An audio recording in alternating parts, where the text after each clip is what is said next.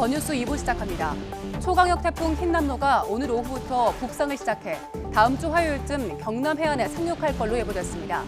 일요일부터 제주도와 남해안에는 강한 바람과 함께 최고 500mm 이상의 물폭탄이 쏟아질 걸로 보입니다. 국민의힘이 의장직을 사임한 서병수 의원 대신 부의장 주재로 상임 전국위를 열고 새 비대위 추진을 위한 당원당규 개정안을 의결했습니다. 이준석 전 대표가 또 가처분을 냈지만 국민의힘은 추석 연휴 전인 8일까지 새 비대위를 출범시킨다는 계획입니다. 더불어민주당은 검찰의 이재명 대표 소환 통보에 대해 정치 보복이라며 강하게 반발하고 있습니다. 이재명 대표도 검찰이 엉뚱한 것을 가지고 꼬투리를 잡는다며 비판했습니다. 한미일 3국은 북한이 7차 핵실험을 강행할 경우 앞선 6차례 핵실험 때와는 확실히 다른 차원의 대응을 경고했습니다. 한미일 안보실장 회의에서는 반도체와 배터리 등 핵심 공급망에 대한 공동 대응도 논의됐습니다. 지난달 소비자 물가 상승률이 5%대로 내려가 7개월 만에 상승세가 둔화했습니다. 국제유가 하락에 석유류 등의 오름폭이 둔화하면서 상승률이 6% 아래로 떨어졌습니다. 오늘 0시 기준 코로나19 신규 환자는 이틀 연속 8만 명대를 기록했습니다. 정부는 방역 상황이 안정적이지만 추석 연휴가 추가 확산의 계기가 될 수 있다고 보고 긴장하고 있습니다. YTN 김영수입니다.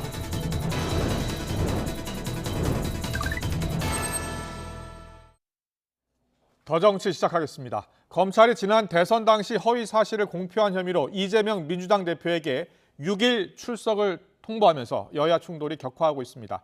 어제 이재명 대표가 보좌관으로부터 받은 문자 메시지에도 전쟁입니다라는 문구가 선명합니다. 이재명 대표는 검경이 총동원의 수사에서 말꼬투리 하나 잡은 것 같다면서 불편한 심기를 드러냈고요.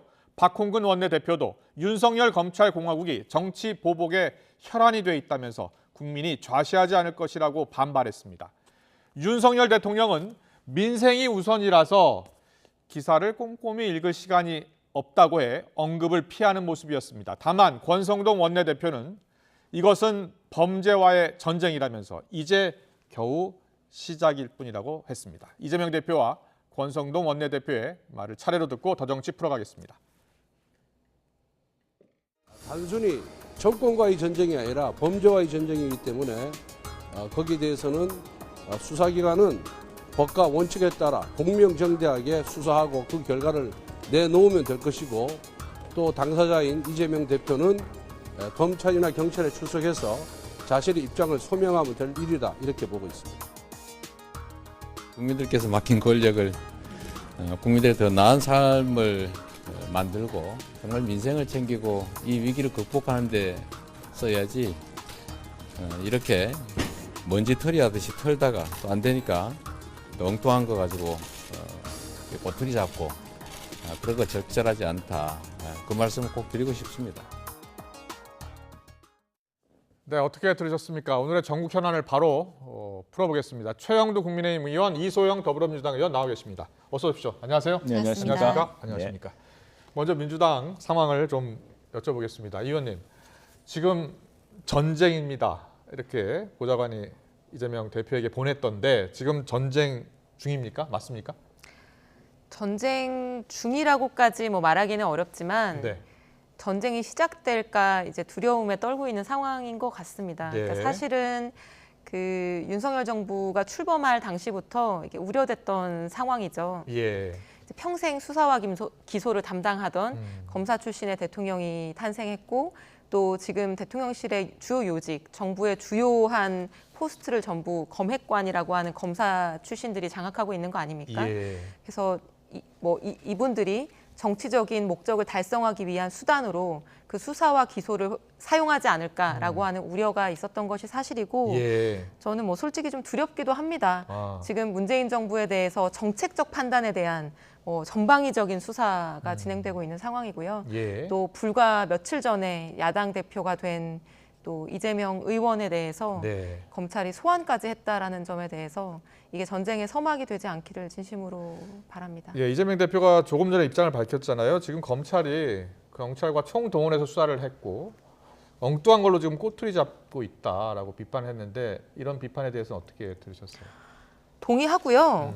저는 이번에 지금 소환 통보가 된 사안이 어떤 굉장히 뭐 수억 원의 재산을 횡령했다거나 민생에 어떤 피해를 줬다거나 이런 사안이라면 또 충분히 이해할 수 있다고 이게 선거법 생각하는데 위반 관련 혐의죠. 예. 정치인이 대선 후보가 상임위 회의장이나 기자들과의 어떤 그 언론 질문을 받고 거기에 답변하는 상황에서 예. 표현한 것이 아. 어떤 내용이 생략돼 있거나 비유적이거나 평가에 해당하는 내용을 허위 사실로 해서 지금 소환을 한 거거든요. 네. 근데 이 정치적 발언들이 뭐 조금 과장됐다거나 어떤 사실이 생략됐다고 해서 허위 사실 뭐 유포로 수사를 하고 또 비유적인 표현을 썼거나 비판을 한다고 해서 예를 들면 그걸 모욕죄로 기소하고 예. 이런 것들은 저는 바람직하지 않고 오히려 정치가 정말 희화화된다고 생각을 하거든요. 네. 그래서 이런 부분에 대해서는 저는 형사사법권의 행사가 적절히 자제되어야 되는데 지금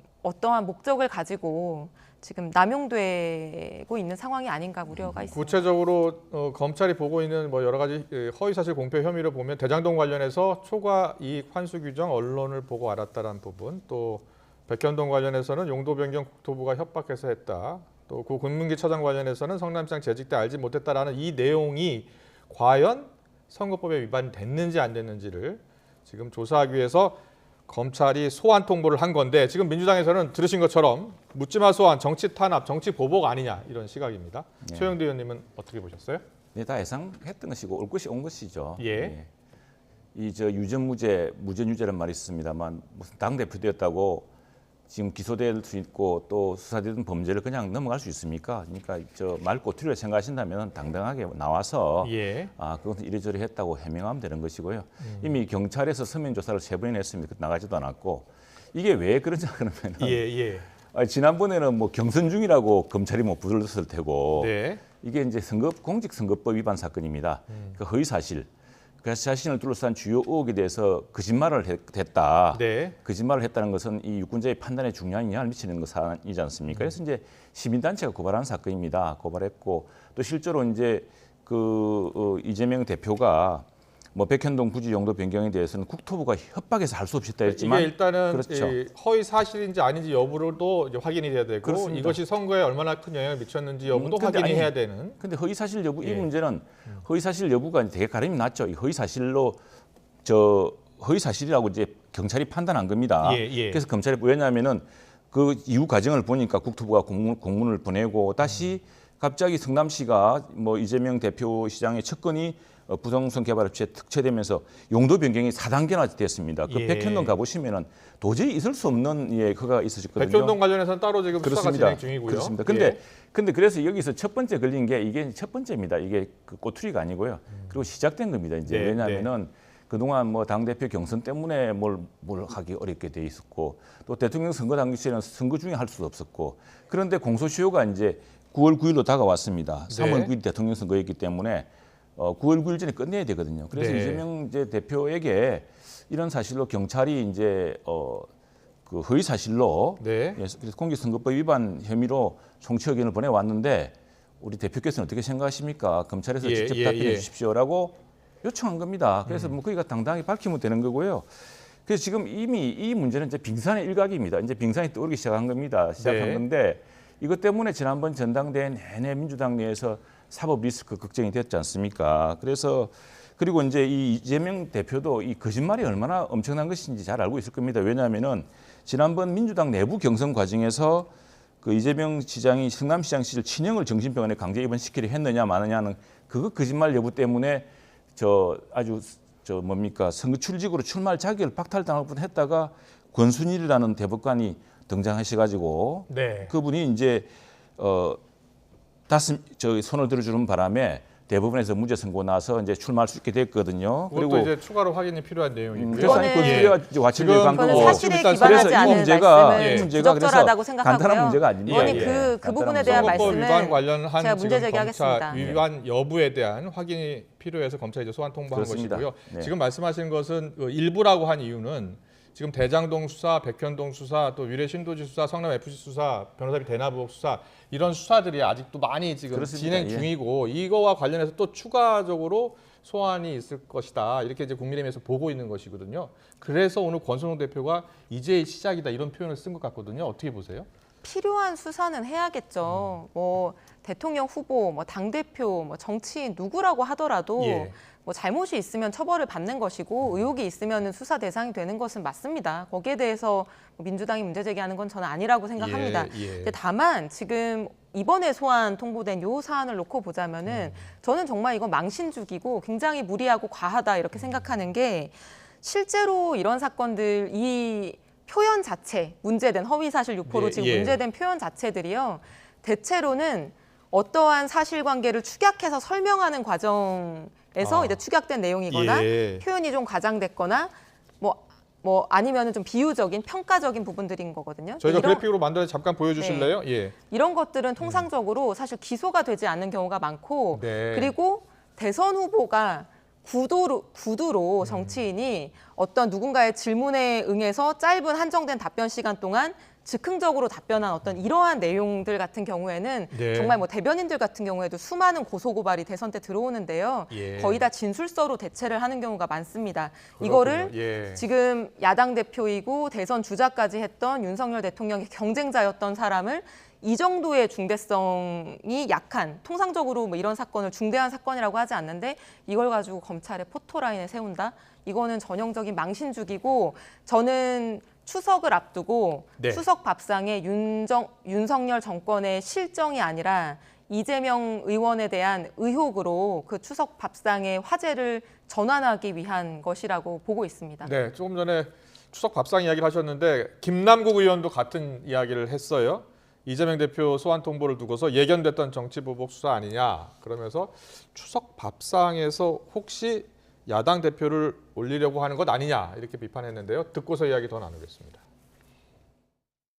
서면 조사나 이런 것들을 통해서 해결할 수도 있는데 불구하고 딱 추석 전에 날짜를 못 박아서 이렇게 소환 조사를 하는 것 자체가 정치적 의도가 있는 정치보복 수사라고 저는 평가를 합니다. 이게 결국에는 정치적 의도가 뻔히 보이거든요. 그러니까 추석 밥상에 김건희 여사의 의혹을 올리는 것이 아니라 추석 전에 야당 대표를 포토라인에 세워서 국면 전환을 시도하겠다라고 하는 것이 뻔히 보이기 때문에 과연 여기에 이제 순순히 따라주는 게 맞을지 좀 전 고민됩니다. 이소영 의원하고 말씀하시는 게 거의 똑같네요. 이 서면 조사나 사실 이런 걸 통해서 해결할 수 있는 부분이 있다. 근데 좀 정치보복 수사 같다라는 평가와 그리고 추석 밥상에 김건희 여사 의혹을 올리는 것이 아니라 추석 전에 야당 대표를 포토라인에 세우려 하는 것 아니냐 이런 비판입니다. 이제 예. 저 민주당의 판단이고 민주당의 예. 판단이 아니죠. 이재명 대표의 판단입니다. 이런 문제로 160명, 170명 가까운 민주당 의원 전체가 부담을 지원을 안 했으면 좋겠습니다. 예. 그냥 안 하면 됩니다. 안 가면 됩니다. 안 가면은 그냥 경찰의 서면 조사 그리고 검찰이 직접 와서 한번 해명하시겠습니까라고 이제 말하자면 요청을 했는데 네. 본인이 거부했기 때문에 그냥 그대로 그 답변으로 그런 의사표시로 또 서면을 아마 그러면 또 요청했을 겁니다. 그러면 그 서면에 답변하는 대로 이제 기소 여부가 결정될 테고요. 네. 이건 문제는 뭐 당으로 끌고 가지 말고 네. 당 대표로서 당에 부담을 주지 말고 이 문제에 대해서 그 검찰에 가서 내가 이런 이야기를 했는데 뭐 당시에 백현동 사건이 땅이 이랬다 저랬다 이걸 해명하시면 되는 문제인데 네. 지금 경찰의 서면 조사 결과로 보자면은 검찰은 도저히 이거는 좀 빠져나가기 힘들 것 같은데 당사자로서 또 지금 피해자로서 어떻게 생각하느냐고 물어볼 필요가 있는 거죠. 당연하지 않습니까? 예. 제일 세상에 나쁜 게 제가 있다고 딱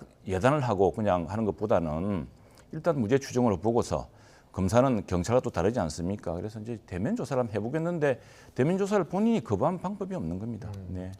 그런데 어제 이제 이재명 대표가 휴대폰 이제 문자가 이제 언론에 공개가 됐잖아요. 근데 이제 그 공개된 것을 놓고서 과거 이제 권성동 원내대표의 그 문자 노출과 좀 비슷한 것 아니냐 이렇게 의도적으로 문자를 노출한 것 아니냐 이런 시각도 있어요.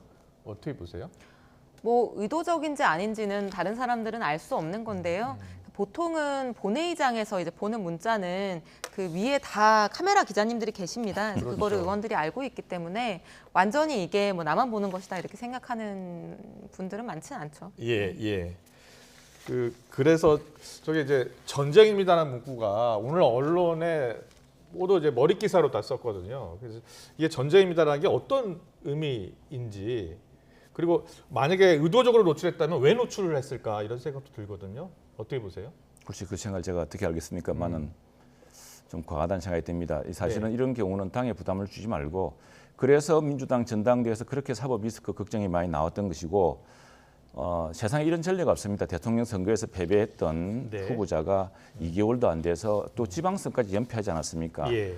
그러니까 뭐 말이지 않습니까? 당은 죽고 자기만 살았던 저 인천 출마 사건도 그렇고 그렇게 해서 저 지방선거를 대패를 이끈 사람이 굳이 나와서 했던 이유가 무엇인가 다 물었지 않습니까? 민주당 전당대회에서 하고 뻔히 9월 9일 날 3월 9일로부터 6개월 되는 9월 9일 날 공직선거법 공소시효가 완성되기 때문에 그 전에 수사가 진행될 것이라는 것을 알고 있는 거고 후속 수사가 줄줄이 다 진행되어 있기 때문에 이 문제, 이 사법 리스크는 민주당이 져야 될 리스크가 아닙니다. 이거는 이 대표가 당당하게 시시비비를 가려서 또 법정에서나 또 검찰에 가서 또 아니면 서면으로 다 밝혀서 하면 되는 것이죠. 지금 그 경찰이 3차례나 서면 조사를 했는데 이제 검찰에 송치의견을 낸 거거든요. 그래서 검찰은 이제 마지막으로 소명기를 한번 주는 겁니다. 알겠습니다. 이제 가장 궁금한 것은 이재명 대표가 과연 그 출석에 응할지 여부인데요. 혹시 민주당에서는 방침이 정해졌습니까? 저는 아직까지 정해진 바는 없다고 알고 있고요. 네. 출석할 수도 있고 안 할 수도 있다고 생각합니다. 왜냐하면 이런 어떤 선거법과 관련한 뭐 허위사실 유포나 이런 외부 고발 사건 같은 경우에는 정치인들이 보통은 진술서로 대체하는 경우가 많고 이 발언들 같은 경우에도 전부 국회 상임위 회의장에서 한 답변들이 대부분이지 않습니까? 그럼 영상이 다 남아 있고요. 그 어떤 그 발언의 상황을 소상하게 대면 조사로 해서 설명할 만큼의 그런 사안이 아니기 때문에 이제 뭐 이거 서면으로 제출할 수도 있을 거고요. 뭐 이재명 대표의 판단에 따라서 저는 소환에 응할 수도 있다고 생각하는데요. 통상적으로는 이걸 대면 조사하는 사안은 저는 아니라고 보고 있습니다. 이성영 의원님, 그런데 이제 당 대표 선거 기간 내내 이 대표를 따라붙었던 게 사법 리스크라는 이야기였었는데 지금 대표한 지 나흘 만에 지금 검찰 소환 통보가 있었어요. 이것이 이제 신호탄으로 보고 있습니까? 민주당에서는? 신호탄이라고 볼 수밖에 없는 상황이죠. 네, 그리고 가장 작은 건을 가지고 지금 어떻게 보면 검찰 소환을 하면서 저는 민주당을 이제 자극하고 있는 것이라고 보고 있고요. 그 사실 이 건건이 사안을 보면요, 정말 좀 이걸 가지고 기소를 한다는 게 저는 좀 기가 찹니다. 기소 여부가 아직 확인된 건 아니죠. 그러니까 기소 여부는 확인된 게 아닌데 만약에 기소가 된다라고 한다면 이건 굉장히 황당한 좀 저는 사안이라고 보는데요. 예를 들면 대장동 관련해서 초과이익 환수 규정을 뭐 사전에 그 당시에 보고를 받고 이제 빼자고 한 것인지 아니면 보고 내용 자체에 빠져 있었던 것인지 이제 그거에 대한 설명이 한번 바뀌었다는 내용 아니겠습니까? 근데 이게 대장동 관련한 초과이익 결제 문서가 2015년 1월에 결제한 문서거든요. 답변은 작년 2021년에 있었습니다. 의원님 6년 전에 뭐 하셨어요? 저는 6년 전에 변호사하고 있었는데요. 그때 제가 제출한 변호인 의견서 내용에 대해서 처음부터 그 내용이 있었는지 나중에 빠진 건지 이런 거 기억하지 못합니다. 그러면 어떤 한정된 1분 안에 2분 안에 답변해야 되는 상황에서 국회의원들은 예스냐 노냐 이것만 대답하라고 윽박 지르고 있고 그 상황에서 여러 가지 기억을 조합해서 최근에 본 기사의 내용까지 주변의 사실관계로 판단해서 그렇다 아니다 얘기하게 되는 것이고 잘못된 답변이 있으면 그걸 이후에 사후에 정정하는 것도 굉장히 상식적인 부분인데 이거를 형사적으로 나서서 수사의 대상으로 삼는다? 그것도 대선 후보, 정치인에 대해서 이게 맞습니까? 말씀 잘하셨습니다. 저 잘못을 했으면 빨리 번복을 했어야죠. 번복도 하지 않았습니다. 지금 제가 알기로는. 번복했습니다. 다음에 이 문제가요. 기억 못할 수가 없습니다. 엄청나게 중요한 땅이었고 처음에 성남시가 거부했다가 이재명 시장 측근이 그 개발해서 들어가면서 갑자기 4단계를 해줬던 사안이고 백현동 개발 백현동 개발입니다. 다음에 이제 김문기 성남도시개발공사 1차장에 대해서 하위 직원이라 몰랐다 그랬는데 그 10할 동안 뭐 출장한 거다 보면 직책상 모를 수가 없는 사이였다는 이런 것 때문에 이제 하는 것인데 네. 자, 근데 이 참 앞뒤 안 맞은 것이 지금 이재명 대표 측은 우리 당 의원들이 지난번에 대선 과정에서 이재명 아들 입학 문제에 대해서 문제제기를 했습니다. 의혹을 제기했다가 일부 사실관계가 아니어서 즉각 사과하고 그걸 한 적이 있습니다. 예. 이제 그 경찰에 고소를 해가지고 전부 그런데 무혐의 처분이 났어요. 왜냐하면 다 사과를 했고 이랬기 때문에. 근데 그걸 다시 재정 신청하지 않습니까? 그거는 왜 무혐의 처분을 이게 하나요? 사실 여부는 아이고, 일단 뭐 참. 검찰 그러니까요. 수사가 지금 진행 중이고 또 법원 판단도 있어야 되고 지금 그 과정에 있습니다.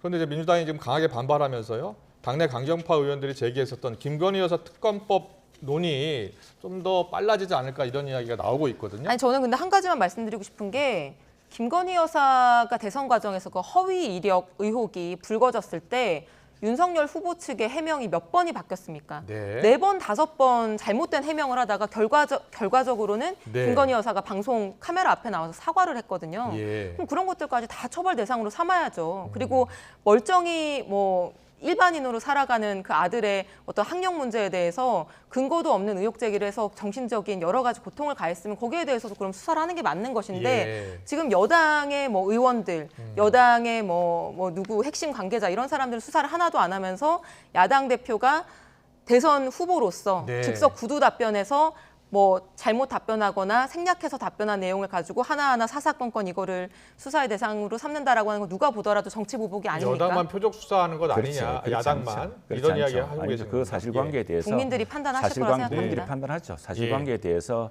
그 분명히 밝혔고 그다음에 그 김건희 여사의 건은 당사자가 직접 나와서 그 문제를 해명하고 사과도 했기 때문에 그 문제는 그 의혹을 둘러싼 것에 대해서 일단락 국민들의 판단을 구한 겁니다. 사실 예. 그것 때문에 굉장히 우리 당시에 그 윤석열 후보로도 큰 타격을 받았고요. 국민들의 네. 판단이 있었기 때문에 그랬던 사안이고 예, 예. 지금 이처럼 그 경찰이 조사를 다 해가지고 세 차례 서면 조사해서 검찰 송치를 했기 때문에 정 그렇게 자신 있게 당당한다면은 네. 검찰에서 뭐 검찰이 이렇게 어떻게 지금 이렇게 막강한 야당 대표를 마음대로 그렇게 그 근거 없이 기소할 수 예, 있겠습니까? 알겠습니다. 지금 이재명 대표가 공식적으로 이제 어떻게 대응할지 여부는 아직 확인이 안 됐고요. 네. 네. 좀 더 지켜보겠습니다. 계속해서 국민의힘 이야기 해야겠습니다. 지금 국민의힘 같은 경우에는 지금 새로운 비대위 출범을 앞두고 있고요. 앞서 저희가 속보로 전해드렸습니다만 전국위에서 상임 전국위에서 이제 당원 개정안까지 통과가 된 거지 않습니까? 이제 전국위만 통과를 하면 이제 새로운 비대위 구성을 하게 되는데요. 이와 관련해서 이준석 전 대표가 어제 또 가처분 신청을 냈습니다. 제동을 건 건데 당내에서는 좀 선을 넘지 말아야 한다는 목소리도 나오고요. 추가 징계 이야기도 나오고 있습니다. 성일종 의원의 이야기를 듣고서 이야기 더 나누겠습니다. 이준석 대표가 가처분 같은 경우 뭐 낼 수 있지요. 충분히 낼 수 있다고 보여집니다. 그러나 냈으면 또 이준석 대표는 제가 볼 때에 집권 여당의 당 대표를 역임을 했고 또 그게 직무가 정지되어 있는 상태인데 어쨌든 여러 가지 정치적인 행위를 하면서 좀 억울한 게 있더라도 넘지 말아야 될 선은 안 넘는 게 좋다라는 말씀을 드립니다. 네, 이준석 전 대표가요 벌써 세 번째 가처분 신청 내고 있는 겁니다. 좀 선을 넘지 말라는 지금 조언까지 나온 상황이고요. 또 윤리위는 추가 징계도 지금 검토하고 있는 것으로 전해지고 있는데, 자, 세 번째 가처분 신청에 대해서 당내 반응은 어떻게 나오고 있는 거예요?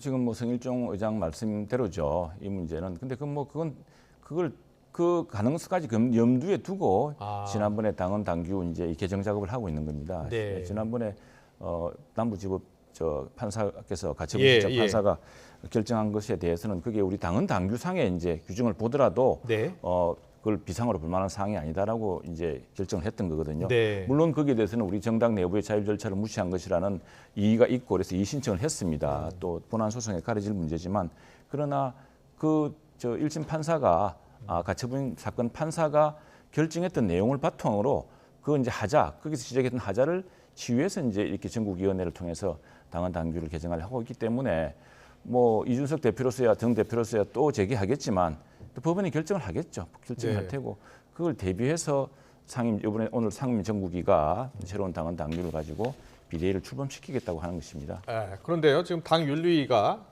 지금 추가 징계를 시사하는 이야기를 했잖아요. 그렇죠? 중앙윤리 입장문을 보면요. 이준석 전 대표의 언행을 강력히 규탄한다라는 입장이 나왔고 추가 징계 촉구한 의총의 의견도 존중한다 이렇게 이야기를 했더니 이준석 전 대표가 바로 페이스북에 글을 올렸습니다.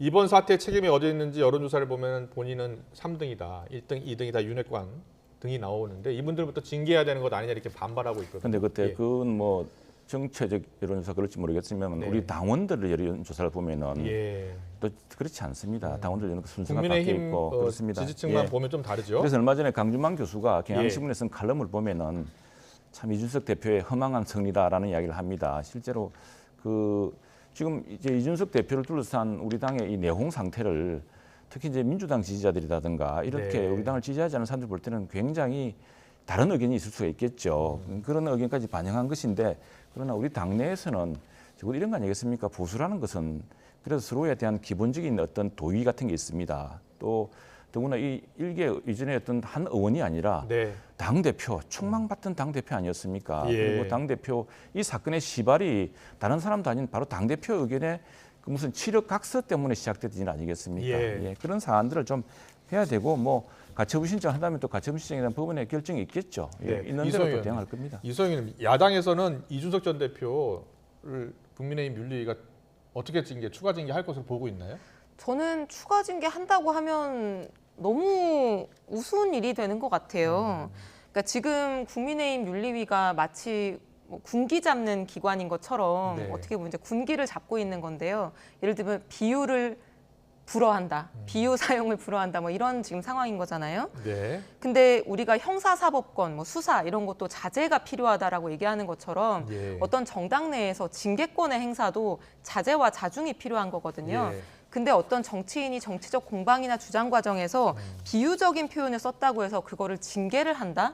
이거는 참 가슴 아프고 우스운 일이죠. 그러니까 양두구육이라는 단어가 뭐 대통령을 개고기에 비유한 거라서 부적절하다라고 했는데 그럼 앞으로 적반하장 같은 단어도 쓰면 안 되는 거예요. 그거는 상대방을 도둑에 비유하는 거 아니겠어요? 예. 개고기가 나쁜가요? 도둑이 나쁜가요? 전 잘 모르겠는데 그런 수사나 비유적인 표현에 대해서까지 정당이 징계권 행사를 한다. 그것도 국민적인 어떤 지지, 당원들의 선택을 받은 당대표에 대해서 그거는 뭐 월권일 뿐만 아니라 굉장히 좀 남용하는 것이다 이런 생각이 듭니다. 이제 그 문제는 뭐 그 이야기 때문에 하는 건 아닙니다. 지금 지금 여러 가지 당을 이렇게 혼란에 빠뜨리는 당 대표로서 책임. 근데 뭐 저희들도 여러 가지로 부끄럽고 참혹한 일인데 네. 그러나 적어도 뭐 저 소속 의원이 무슨 말 했다고 출당시킨 당이 지금 우리 당 사정을 보고서 뭐라고 할 이야기는 아닌 것 같고요. 더구나 이준석 당 대표는 그냥 의원이 아닙니다. 소속 의원이 아닙니다. 당의 최고 지도자였습니다. 당의 최고 지도자가 여러 가지 다양한 다른 방식으로 이 문제를 해결할 수도 있고 이 문제에 새로운 리더십을 보여줄 수 있었는데 이 문제를 꼭 자기만의 방식으로 예. 지금 보수 정당의 최고 지도자 이거 우리 헌정사상 최초의 30대 당 대표였지 않습니까? 거기에 대한 네. 국민적 기대가 또 얼마나 컸습니까? 그런데 이제 이 일을 하는 거 보면 꼭 앙팡 테러블처럼 이렇게 일을 하니 국민들의 네. 참 실망과 또 그게 얼마나 큽니까? 특히 당에서는 당 윤리입니다. 우리 당 윤리입니다. 그냥 국민의힘 윤리위원회고 그건 예. 국민의힘 당원들 의견을 반영하는 윤리입니다. 네. 제가 한 가지만 정정하겠습니다. 아까 자당의 의원을 출당시키는 정당이 무슨 비판을 하냐라고 하신 게 금태섭 의원 관련한 얘기이신 것 네네네. 같은데요. 출당시킨 적이 없고 예. 그 당시에 경고 제명을 했었던 사안이고요. 경고제명이 그거 저는 아닙니까? 개인적으로 예. 그 당시 경고 제명이 아니라 예. 경고 처분을 한 사안이었고 출당 조치를 한 바가 없고요. 예. 그것 자체도 저는 부적절하다고 생각합니다. 네, 알겠습니다. 그런 부적절한 일이 있었다고 해서 지금 국민의힘에서 이준석 그렇습니다. 추가 징계에 뭐. 대해서 코멘트할 수 없는 건 아니죠. 물론이죠. 예. 저는 이소영 의견 존중합니다. 네, 알겠습니다. 2주 뒤에 또 뵙겠습니다. 네. 지금까지 이소영 더불어민주당 의원, 최영도 국민의힘 의원과 함께했습니다. 잘 들었습니다. 감사합니다. 고맙습니다.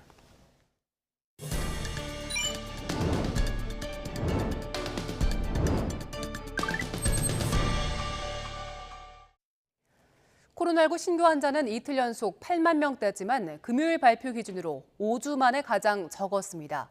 정부는 방역 상황을 안정적으로 보면서도 추석 연휴 이후 추가 확산 가능성이 크다며 긴장하고 있습니다. 오늘 자정부터는 입국 전 코로나19 검사가 폐지됩니다. 취재기자 연결합니다. 신현준 기자. 네, 신현주입니다. 네, 자세한 코로나19 상황 먼저 전해주시죠. 네, 오늘 0시 기준 코로나19 신규 환자는 89,586명입니다. 하루 전보다 8,000명 넘게 늘어 이틀째 8만 명대를 유지했습니다. 하지만 금요일 발표 기준으로 보면 5주 만에 최저입니다.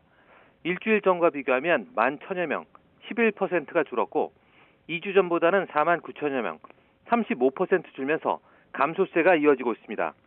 유형별로 보면 국내 발생이 8만 9,269명이고 해외에서 유입된 환자가 317명입니다. 위중증 환자는 47명 줄어 508명이지만 열흘째 500명대입니다. 하루 새 숨진 사람은 64명으로 누적 사망자는 26,940명입니다. 정부는 현재의 방역 상황이 안정적이지만 한 주 앞으로 다가온 추석 연휴 동안 대면 접촉과 이동이 늘어 추가 확산 가능성이 큰 상황이라고 우려했습니다. 김성호 중앙재난안전대책본부 제2총괄 조종관은 오늘 중대본 회의 모두 발언에서 이같이 말했는데요. 그러면서 추석 연휴 전국에 임시선별 검사소를 운영하고 지역과 요일별로 원스톱 진료기관을 필수 운영해 의료 공백 없이 환자를 진료할 것이라고 설명했습니다. 특히 3년 만에 거리두기가 없이 맞이하는 추석 명절을 안전하게 보내기 위해서 고향이나 여행지를 방문할 때 소규모로 짧게 해주고 개인 방역 수칙도 철저히 지켜달라고 당부했습니다. 오늘 자정부터는 입국 전 코로나19 검사가 폐지됐지요? 네, 오늘 밤 12시부터 입국하는 내 외국인은 모두 코로나19 음성 확인서를 제출하지 않아도 됩니다. 백신 접종 이력이나 출발 국가와 관계없이 모두에게 적용됩니다. 다만 입국 뒤 하루 이내에 받아야 하는 PCR 검사는 예전처럼 유지됩니다. 이때 전문가용 신속항원 검사는 인정되지 않습니다. 방역당국은 입국 후 검사를 유지하는 이유에 대해서는 해외 유행 변이를 차단하기 위한 최소한의 조치라고 설명했습니다. 앞서 백경란 질병관리청장은 그제 브리핑에서 입국 전 코로나 검사 폐지는 전 세계적인 흐름에 맞춘 것이라고 말했는데요. 또 해외에서 치명률이 높은 변이가 발생하는 등 상황이 변하면 다시 입국 전 PCR 검사를 도입하는 등 입국 관리를 신속하게 강화하겠다고 덧붙였습니다. 지금까지 사회 2부에서 YTN 신현주입니다. 네, 조금 전 들어온 소식 먼저 전해드리겠습니다. 원달러 환율이 장중에 1,360원을 돌파했다는 소식이 들어왔습니다. 오후 3시 16분 기준이고요. 1달러에 5.7원 오른 1,360.6원을 기록했습니다. 이 환율이 1,360원을 넘어선 게 2009년 4월 21일 이후 처음입니다. 조금 더 자세한 소식은 들어오는 대로 전해드리겠습니다. 준비된 소식 이어가겠습니다. SK바이오사이언스가 개발한 국내 1호 코로나19 백신에 대한 사전 예약 첫날 19명이 접종을 신청한 걸로 집계됐습니다. 코로나19 예방접종 대응 추진단은 어제부터 시작한 스카이코비언 백신 사전 예약에서 19명이 접종을 신청했다고 밝혔습니다. 스카이코비원은 전통적인 백신 기술인 유전자 재조합 방식으로 개발돼 신기술인 mRNA 방식으로 제조된 화이자나 모더나의 백신보다 이상 반응이 적다고 알려져 있습니다. 중국 방역당국이 코로나19 감염원으로 또다시 한국산 수입품을 지목했습니다. 텐진시 질병통제센터는 방역 상황 브리핑에서 지난달 27일부터 현재까지 약 200명의 누적 감염자가 나온 시친구 연쇄 감염의 근원이 한국산 수입 물품일 가능성이 크다고 주장했습니다. 그 이유로는 초기 감염자의 유전자 서열이 한국에서 공유한 바이러스와 가장 비슷했고 그 집에 있던 한국산 수입 냉동식품에서 양성 반응이 나왔다고 설명했습니다. 론스타에 2,920억여 원을 배상하도록 한 국제기구의 결론에 우리 정부는 불복 절차를 예고했습니다. 취소 신청은 판정이 나오고 120일 안에 가능한데 결과가 뒤집히는 경우가 10건 가운데 1건꼴이어서 실익은 없을 거란 전망이 나옵니다. 김다연 기자의 보도입니다. 론스타 사건을 맡은 중재판정부는 우리 정부에 2,900억 원대 배상 책임이 있다고 판단했습니다. 법무부는 애초 청구액이 6조 원이 넘었던 걸 고려하면 나름 잘 막아냈다고 자평하면서도 판정을 받아들일 수 없다며 불복 의사와 함께 자신감을 내비쳤습니다. 비록 4.6% 밖에 인정되지 않았다고 하지만 액수 자체가 2,800억에 이르는 국민의 혈세입니다. 저희가 국가로서 할 수 있는 최선을 다해 볼 것이고, 그리고 저희는 내부적인 판단으로는 충분히 저희에게 승산이 있다고 생각합니다. 하지만 실제로 전망이 밝지만은 않습니다. 통계를 보면 지난 6월까지 국제투자분쟁해결센터에 접수된 취소 신청 140여 건 가운데 받아들여진 건 20건에 불과합니다. 10건 가운데 1건 꼴입니다. 규정도 까다롭습니다. 불복 사유는 중재판정부가 잘못 구성됐거나 판정 관할권이 없을 때 절차상의 심각한 위반이 있는 경우 등으로 엄격히 제한됩니다. 이 때문에 판정이 뒤집힐 가능성은 0%란 주장까지 나옵니다.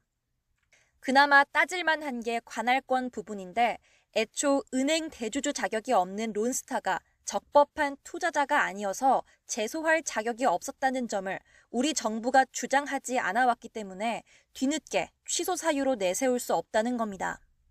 여기에 이의 신청을 할 경우 늘어날 소송 비용과 지연 손해금을 생각해서 신중한 검토가 필요하다는 지적도 제기됩니다. 내 돈을 써가면서 그리고 지연이자를 늘려가면서 하는 거거든요. 굉장히 극단적인 벼랑끝 전략이다. 법무부 관계자는 취소 신청 사유에 대한 질문에 소송 전략상 자세히 공개할 순 없어도 관할권 문제뿐만 아니라 절차 규칙 위반도 포함될 수 있다고 말했습니다. 그러면서 판정문을 받은 당일 관계 부처와 회의를 한 결과 취소 사유로 주장할 만한 부분이 있다는 데는 이견이 없었다고 설명했습니다. 이미 지난 10년 동안 정부가 론스타와의 법적 분쟁으로 쓴 소송 비용만 478억 원. 아직 취소 신청 기간이 넉 달 남은 만큼 국민 혈세를 한 푼도 내어줄 수 없다는 공언을 지키기 위해선 정부의 확실한 전략이 필요합니다. YTN 김다연입니다. 가뜩이나 국제 원자재 값이 올랐는데 환율까지 급등하면서 주로 수입에 의존하는 기업들이 큰 어려움에 빠졌습니다. 달러화 강세로 경쟁국인 일본이나 중국 등의 통화 가치도 떨어져서 가격 경쟁력 효과도 기대하기 어려운 실정입니다. 이승윤 기자입니다. 중국에서 철강제를 수입하는 중소기업. 요즘 가장 큰 고민은 환율 상승으로 인한 채산성 악화입니다. 원가가 올랐다고 무작정 제품 판매가를 올릴 수 없기 때문입니다. 준비가 안 돼 있는 업체들 입장에서는 상당한 직접적인 지금 손해가 가중이 되고 또 계속 누적이 되고 있기 때문에 경영 악화의 가장 1순위로 봐야 된다, 이렇게 보시면 될 것 같습니다. 유류비 부담이 큰 항공사들도 큰 타격을 받고 있습니다. 환율이 10원 오를 때마다 앉아서 200억에서 300억 원씩 손해를 보기 때문입니다. 네, 환율의 상승은 항공사가 지출하는 유류비와 항공기 리스 등의 비용을 상승시키고 여행 비용 증가에 따른 여행 심리를 위축시켜 항공업계의 국제선 여객 회복 속도를 더디게 하고 있습니다. 보통 고환율은 수출보다 수입 비중이 큰 업체에 불리합니다. 하지만 최근 현상은 조금 다릅니다. 전 세계적인 달러화의 강세로 경쟁국인 일본이나 중국 등의 통화 가치도 떨어져 수출 가격 경쟁력에 차이가 없기 때문입니다. 원화 가치가 달러 대비 떨어지고 있다고 해서 우리 수출 경쟁력, 주요 수출국 대비 우리 수출 경쟁력이 높아지고 있다라고 직접적으로 연결지어서 이렇게 판단하기는 쉽지 않을 것 같고요. 이런 추세를 반영하듯 무역 수지는 지난 4월부터 적자 행진을 이어가고 있습니다. YTN 이승윤입니다. 잇따른 금리 인상과 경제 불안 여파로 주택시장에 살 사람보다 팔 사람이 많은 상황이 점점 더 심화하는 추세입니다. 한국부동산원 조사에 따르면 이번 주 서울 아파트 매매 수급 지수는 81.8로 17주 연속 하락했습니다. 이번 주 매매 수급 지수는 2019년 7월 1일 이후 약 3년 2개월 만에 최저치입니다. 국토교통부는 자동차 안전 기준에 부적합한 자동차를 판매한 17개 제작 수입사에 대해 과징금 총 115억 원을 부과했다고 밝혔습니다. 포르쉐 코리아와 메르세데스 벤츠 코리아, BMW 코리아, 테슬라 코리아와 기아차 등에는 과징금도 부과됐습니다. 국토부는 지난해 6월부터 올해 5월까지 자동차 안전기준 부적합으로 시정 조치를 한 29건에 대해 자동차의 매출액, 6개월간 시정률, 법령에서 정한 상한액 등을 고려해서 과징금을 산정했습니다. 국제원자력기구 IAEA 사찰단이 핵 재앙이 우려되고 있는 우크라이나 자포리자 원전에 도착해서 임무에 착수했습니다. 사찰단은 앞으로 사흘 동안 핵 발전소의 안전시설을 검사하고 모든 보호 조치가 취해지고 있는지 확인할 예정입니다. 보도에 이상순 기자입니다. 국제원자력기구 IAEA 사찰단이 우크라이나 자포리자 원전에 들어가고 있습니다. 사찰단은 라파엘 그로시 IAEA 사무총장과 14명의 사찰 전문가로 구성됐습니다. 14명 중 상당수는 원전 현장에 상주하면서 이달 3일까지 사흘간 사찰 업무를 진행할 예정입니다. It is obvious that the plant and the physical integrity of the plant has been violated several times by chance, by deliberation. We don't have the elements to assess that, but this is a reality that we have to recognize, and this is something that cannot continue to happen. 사찰단은 러시아 국영 원전 기업 로사톰 대표단의 안내로 현장을 둘러봤습니다. 폭격 피해를 입은 원전 부속 건물 일부에는 물이 새고 있고 배수 파이프에도 구멍이 뚫려 있습니다. 자포리자 원전은 러시아가 점령하고 있지만 운영은 우크라이나 국영 원전 기업 에네르고아톰이 맡고 있습니다. We believe it would be like main purpose of this mission for us is just to demilitarize the territory of the Zaporizhzhia nuclear power plant and surrounding area. 앞서 사찰단은 1일 오전 발전소에서 약 55km 거리에 우크라이나 영토 자포리자시에서 출발했지만 현장 주변에서 포격이 끊이지 않으면서 도착이 예정보다 약 3시간 지연됐습니다. 우크라이나와 러시아는 서로를 향해 IAEA의 사찰을 방해하려는 목적이라며 공격 책임을 떠넘겼습니다. 유럽 최대 규모인 자포리자 원전은 주변은 물론 단지 내에도 포탄이 떨어지면서 핵 재앙이 우려되고 있는 상황입니다. 국제사회는 3월 초부터 이곳을 점령하고 있는 러시아군의 철수와 비무장지대화를 요구했지만 러시아는 이를 거절하고 대신 IAEA 조사단의 조사를 허용했습니다. YTN 이상순입니다.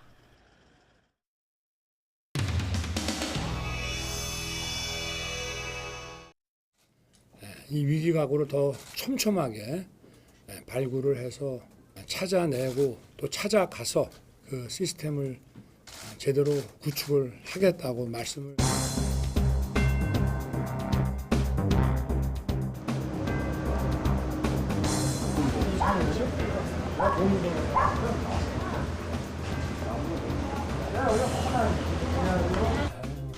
어디 뭐 걸어 다니시는 데는 괜찮으시고요? 무릎이 아파요. 복주요가 아이고 차가 오지. 그렇지 않으면 여기 원래 옆에 동대문 부속병원이 있었잖아요. 아니 거기 없어요. 그거 없어졌지. 없어졌어요. 예, 네. 저기 제가 이거 한번 열어봐도 됩니까? 그리고 나는 여기다 이렇게 이 살림살이요. 네네. 옥 살림. 그럼 뭐 설일 텐데 어르신 이거 좀 불려갖고. 그 얼마나 귀한 물건인지.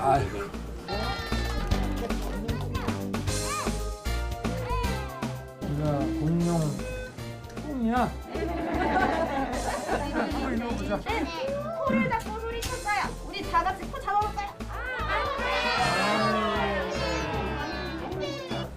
오늘은 대통령님께서 우리 몸뚱학교를 방문해 주셨는데, 자, 궁금한 거 있는 사람? 형준이가 먼저 궁금한 거 질문해 볼까요? 네, 검사였어요. 무슨 받아쓰기 시험이라든지 이런 거 하면은 뭐 100점 만점에 뭐 10점도 맞고, 선생님이 우리 어머니를 학교에 좀 오시라 그래가지고 이 아이가 너무 이렇게 좀 조심성, 집중력이 좀 떨어지는 것 같다고 걱정도 해주시고 그랬어요. 근데 조금씩 나아져가지고.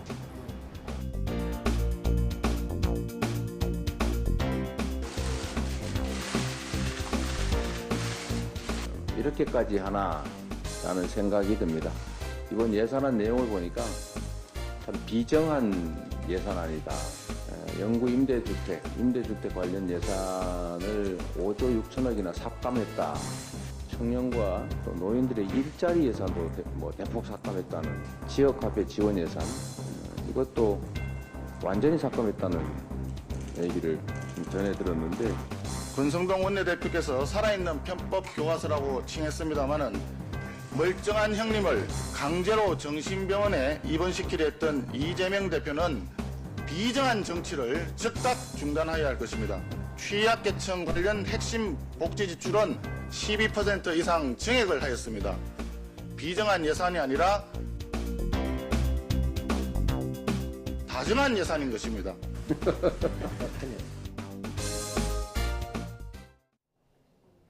현재 서울 등 내륙과 달리 제주도와 남해안에는 비가 내리고 있습니다.